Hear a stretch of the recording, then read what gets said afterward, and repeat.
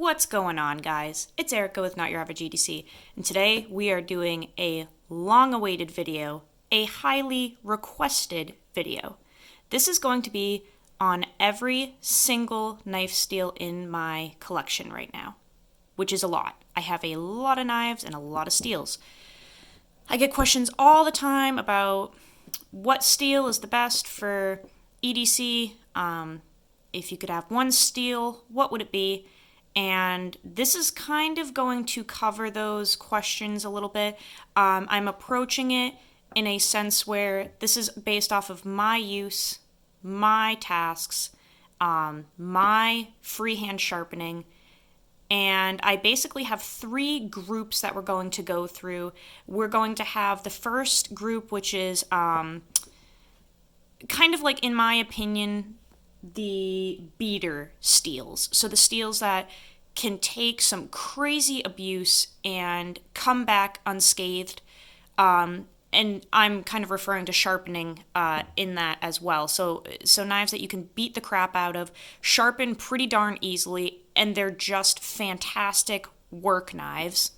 The second group will be kind of like the middle of the road, really good quality steels. So like the steels that I prefer the most for my EDC tasks, in my opinion, they are very, very good steels. So they're a little better than the first group, and also sharpening may be a smidge more difficult, but not so much where it creates a huge difference. They're just going to be like really good EDC steels.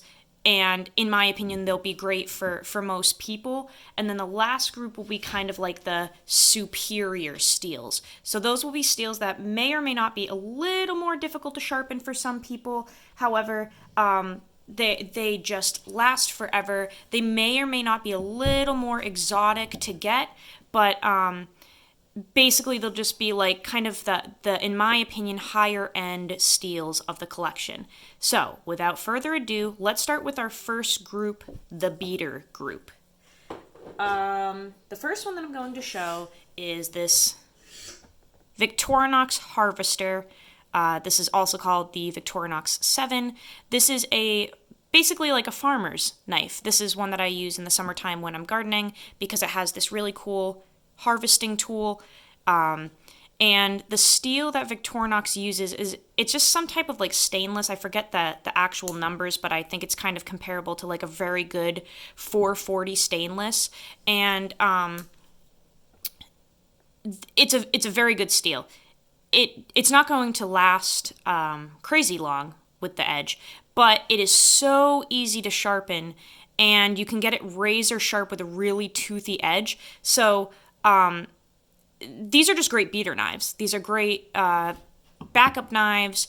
They're just, the steel that they use is really good, and I really like how toothy you can get it, but you also can mirror polish it. But just all around good backup knife. If anyone knows what the actual steel is, like what the number is, let me know down in the comments because I don't recall. But basically the Swiss-made stainless is some really good stuff for just general EDC tasks. The next one we're going to go over is BD1N Steel. This is a steel that's a little bit new to me. I don't have a ton of experience with it, but I have used it a little bit so far, and it very much is feeling like a 154 to me, a 154 cm. So this is a carpenter steel, kind of an entry-level steel. It's cheap. It is easy to fix, easy to strop and sharpen. Just kind of a general beater steel that is, easy to maintain, easy to get because it's so cheap. But it is very comparable so far in my use to like a 154 cm. So this is an Emerson Mini A100 here that I have absolutely used and abused and beaten the literal shit out of, and it is feeling very similar here. So really good steels. Both of these seem to be able to get a toothy or polished edge. the edge does not last like crazy long. Like if you get a razor edge on it, it's not going to last crazy long, but it will keep like a working edge for a decent amount of time. So if you're looking for like just a kind of all around hard use knife, BD1N and 154 are pretty good options, and also, like I said, very easy to fix. So in my use, they seem to always roll and blunt as opposed to chip out, which I like. It is always easier to fix a roll or a blunted edge than like a literal chunk missing. So both of these seem to do that. They just kind of deflate on you as opposed to break off and run away. So really good options for entry-level EDC knives, hard use work knives. If you're somebody that kind of like beats the living shit out of your stuff, great options here. Let's go to something most people have a lot of experience with, S35VN. This is an awesome steel, guys. Obviously, depending on the maker, they can be treated different. So this one from Chris Reeve is, in my opinion, treated pretty soft, pretty low. However, Spyderco's S35VN is an absolute tank. Lasts a good amount of time. Edgewise, this particular one, so the Chris Reeve S35 seems to, again, blunt and roll around as opposed to chip out, which is a huge plus. Very easy to fix and bring back. I do feel that S35VN lasts longer edgewise than 154 and BD1N. So within this first group, S35 is a little more superior. Spyderco's is just fantastic. So if you're looking for an S35 that lasts a very long time, check out Spyderco knives. They do a really good heat treat on their S35VN. And this, you can't really go wrong with S35. I mean, freaking stainless, rugged, can take a razor edge, can take a toothy edge or a polished edge. I have noticed that with the Chris Reeve S35, it really does want to polish up more so than stay toothy, but the Spyderco is the opposite. The Spyderco 35VN wants to stay toothy and not polish up as easily. So lots of options here with S35VN. Fantastic beginner's steel. Just an all-around hard use steel that I have really loved using in my everyday tasks. We're going to get into some tool steels here, guys. So we're still in group 1, kind of that like beater steel. So let's check out some tool steels here. This one in particular is 01 tool steel. This is a knife that I have clearly beaten the crap out of. Sorry for the glare. The sun decided to come out and it wasn't out before. 01 tool steel. So it will take a patina, as you can see. These types of steels, these tool steels, can just take a flipping beating and come back razor sharp so easy. You tend to see these in bushcraft knives, so we're bringing in some 1095 high carbon steel here. We're also going to bring in some A1 tool steel. Let's get these all in the frame. So I kind of put these all together because they are pretty similar.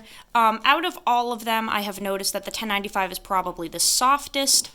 01 and A1 tool steel definitely seem to last a little longer edgewise. However, they're all going to take like a patina. They're all going to just be tough as nails. I mean, this is one that I brought up to Acadia National Park and batoned with for like 5 days in a row, and it just held the edge the whole time, like a working edge. I'm not talking like hair whittling, guys.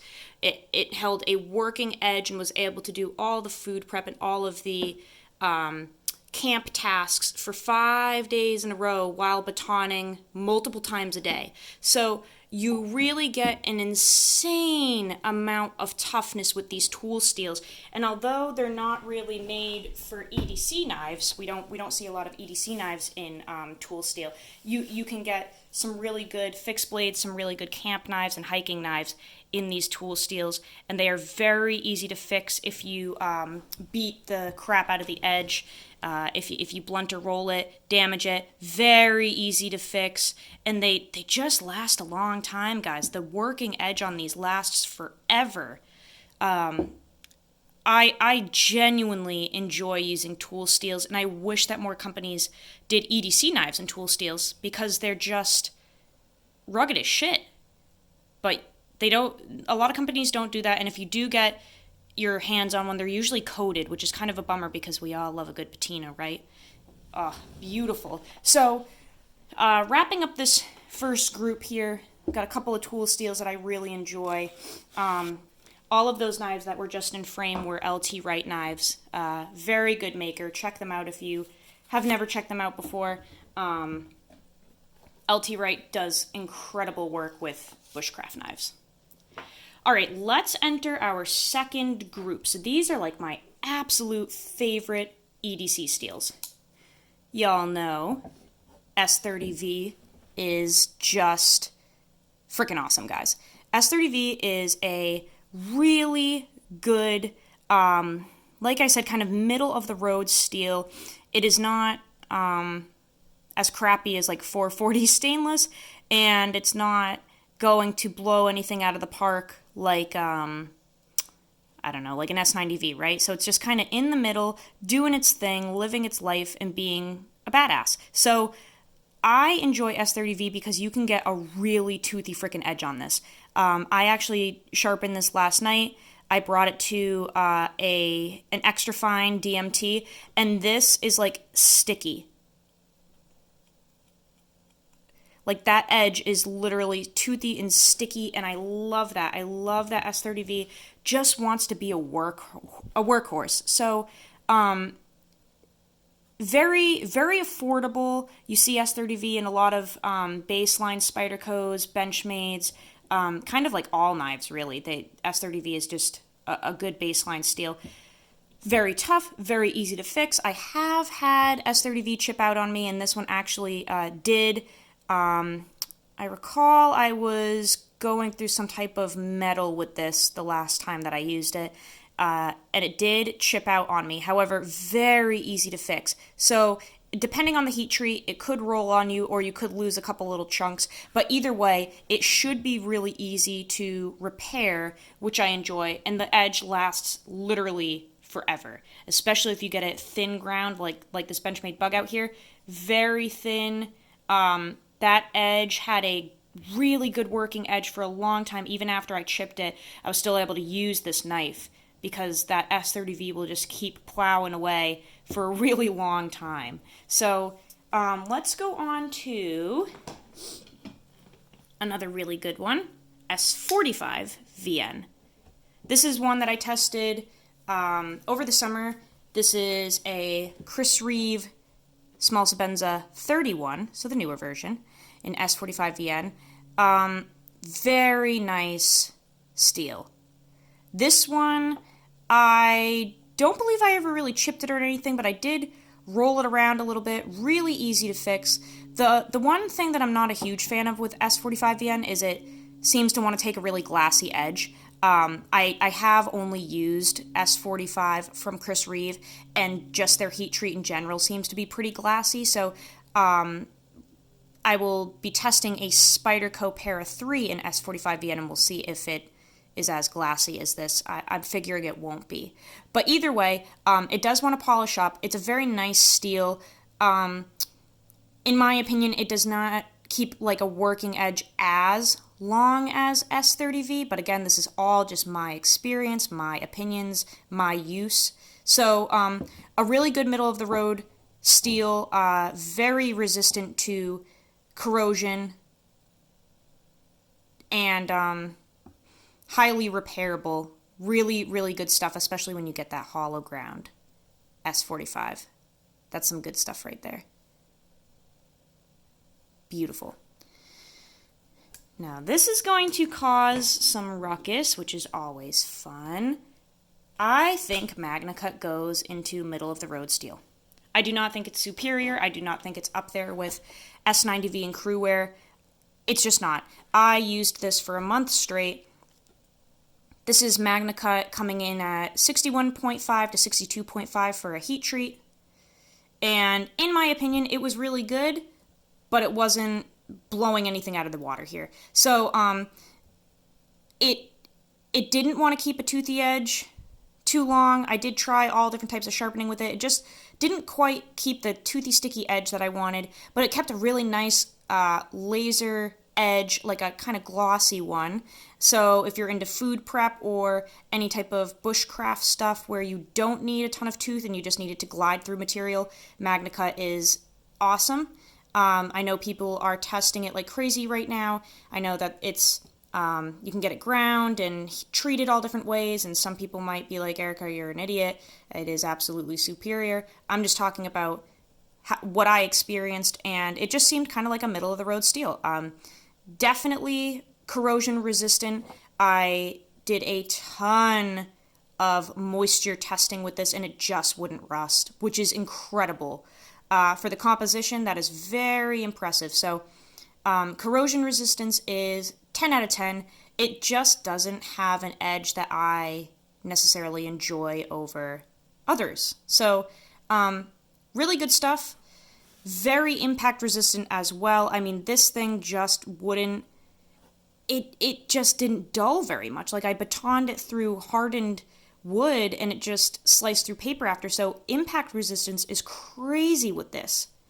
But like I said, I just love those toothy edges, and I couldn't quite get it on this to last very long. Let's go into some tool steels yet again. Here we have 80 CRV2 tool steel. So, stunning patina on this, right? This is a workhorse. This is a BGM Knives mini spade. 80 CRV2, a very good tool steel. And I'm also going to bring into frame another BGM Knives, which is, this one is in 52-100. So these are pretty similar from my use. This one, I know it looks unused, but that's because I had it in a zero grind, used it for a ton of camp tasks, realized I did not want a zero grind anymore, so I sent it back into John, and he put a bevel on it for me and a hollow grind. So I know that this kind of looks unused, but I swear I used it. I just had it reground, and I haven't used it since it got reground. But it's the same steel. It's still 52-100, which I have use with. So these tool steels are really good. They take a crazy sticky toothy edge, last a really long time. This one, I batoned the living shit with it, and even with a zero grind, which was insanely thin, very minimal edge damage, just a couple slight rolls. So this stuff is freaking crazy, and again, I wish that companies made EDC knives in tool steel, because these are freaking rugged. But it's the patina. It's the patina that people get afraid of.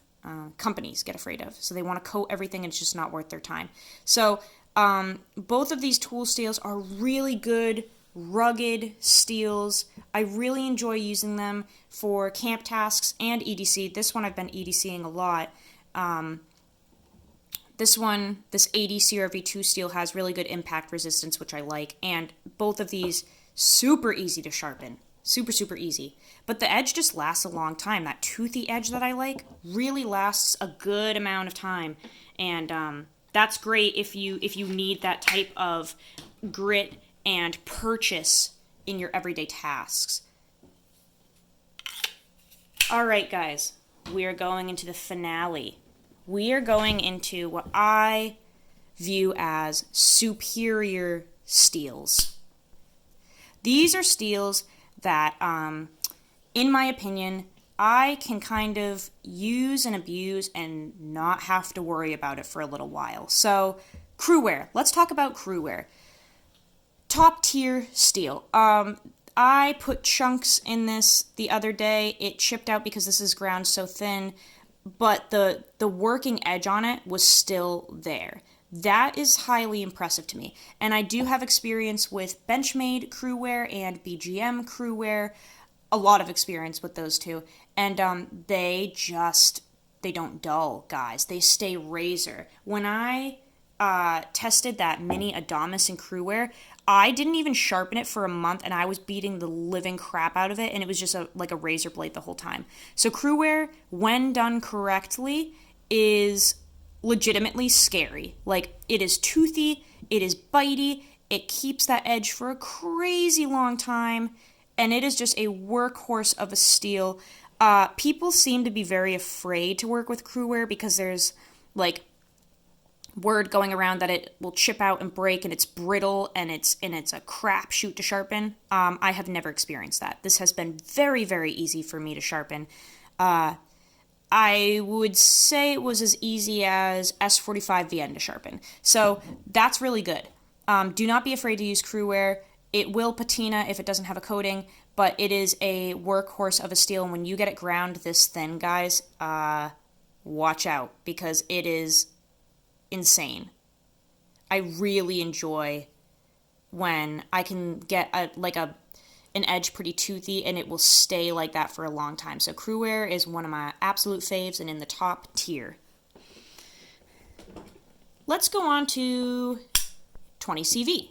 So I have used this actual knife a little bit, but most of my experience with 20CV actually comes from Benchmade. I had a mini grip in 20CV for a very long time that I beat the pulp out of, and 20CV is awesome. In my opinion, fairly easy to sharpen. I have never had it chip out on me, and that working edge lasts forever. If you get it ground real thin like this, or maybe like a nice hollow grind in a sheep's foot mini grip or something, dude, that is a slicer for days. I remember my 20CV mini grip, I was doing a project at one of my old jobs where I had to cut very thick hose for a huge machine basically. So it was like this, it was like about that thick, and then the actual material itself was approximately like that thick. And I had to cut chunks of it into segments on a concrete floor, and I did do that with the 20CV, and it was just like continuously like hitting the concrete floor. I didn't have anywhere else to cut it, and it literally was fine after, like unbelievable toughness. So 20CV is something I can really recommend for EDC if you want something that you can just use and abuse and not have to worry about. I never had it chip out on me. It is incredibly tough. Next, let's talk about wabam, M4. This one's gorgeous. This one has a really nice patina. I was able to strip that coating off from Benchmade, and we got a really gorgeous patina on this. So M4 is tough as frickin' nails. I have noticed that the impact resistance on it is not as good as others, so I have had this lose a few chunks, but it wasn't too hard to bring back, guys. And if you are not doing tasks where you are prone to like kind of breaking the edge off, like if you're doing a lot of saw cuts with M4, it will last forever, like literally forever, with a crazy toothy edge. Sticky. Like so sticky. I really enjoy that. Like I said, I have to be aware of the type of tasks I'm doing with M4, because the moment that it hits a staple or a nail, you will be saying goodbye to some little friends that will be running away off the edge. But if you don't run into problems like that, and you're doing sawing motions and slicing, M4 is a beast, guys. It lasts forever. So freaking tough. And it really isn't too hard to sharpen as long as you use diamond stones. You have to use diamonds with M4. You will not make progress if you're using like a cheap Arkansas stone or something. It's just not going to happen. But M4, crazy cool. Love the patina. Really happy that I was able to strip that coating off of this one because I think it looks gorgeous without the black coating. But it's one of those steels where if you get it from a manufacturer like Benchmade or Spyderco, they're going to coat it for you. And that's unfortunate because patina for days. Highly recommend M4. Really good stuff. 3V. This is one of my all-time favorites, guys. 3V is incredible. This is a Bark River knife. This is one of my hunting knives that I've used. Let's see if we can get that rust into... Come on, this sunlight is killing me. I hope that you guys can kind of see, this is actually rusted throughout the whole thing. So this is a knife that I used for hunting and processing game, and unfortunately, it will rust on you if you don't oil it. However, this stuff literally can turn into a laser beam. It is so freaking sharp, so toothy, lasts a long time, and as long as you can keep it oiled and take care of it, 3V is awesome. Very tough, very toothy steel. Another one of those steels that I just wish we could get like folding EDC knives in easier, but it doesn't happen. So lots of fixed blades in 3V, but I really like 3V for hunting knives because I don't care about the rust, and when you are processing game and using a knife for a very long time and you just need an edge to last forever to go through hide and meat and tissue, 3V is sick. Like, it is good stuff. Let's go into S90V. S90V is awesome. I do hear that it chips out a lot, that it can be pretty brittle, and if it's overheated or you got a burnt edge, blah, blah, blah, it'll give you a pain in the butt. I haven't experienced that yet, so I really can't say anything bad about S90V. I mean, it seems pretty freaking rugged.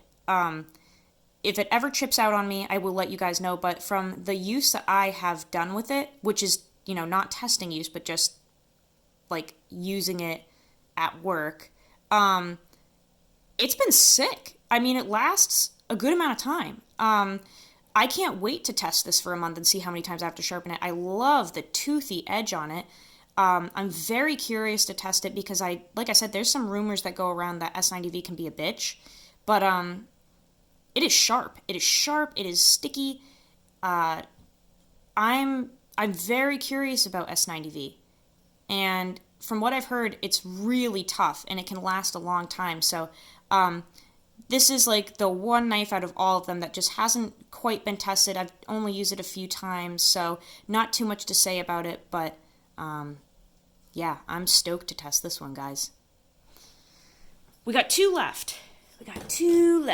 Let's check out Zware. I am obsessed with Zware. Oh my gosh. Absolutely superior to almost everything in the game, in my opinion. Why it is not more used, I don't know. It's freaking awesome. The sharpening for this literally takes like a matter of minutes. And I have never had it like chip out on me. It always just takes the abuse very well.